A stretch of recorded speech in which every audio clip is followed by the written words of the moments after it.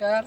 देखुन आमर बगीचारे बिड़घाट बगीचारे आमर हंस माने कि भाया आमर बगीचारे थिबा बंधरे पहरुचन। बहुत छोट छोट बेलू अणा होता एवं से माने आज बड़ बड़ होकरी समस्ते पानी रे वितरण करुछन। बहुत खुशी लगुच देखले।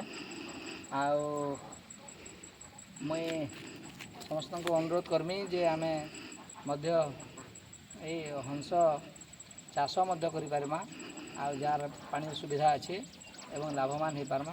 किंतु आमर बेसी संख्यार हंस जेहेतु पानी रे अभाव अच्छे तेणु बेसी संख्यार आम हंस नहीं रखी जितकी भी हंस रखीचु तार अंडा दे सारे अंडा विभिन्न समय देसन आम ताके बिक्री करसूँ।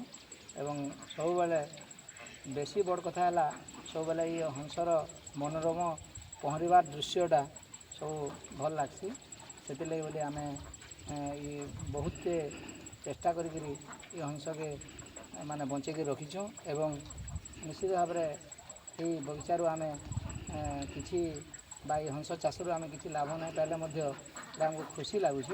आपण मैंने देखते कि भाया सुंदर एवं मनोरम दृश्य पहरिक जो आउसन से आप केनता सुंदर देखा जाउछंती।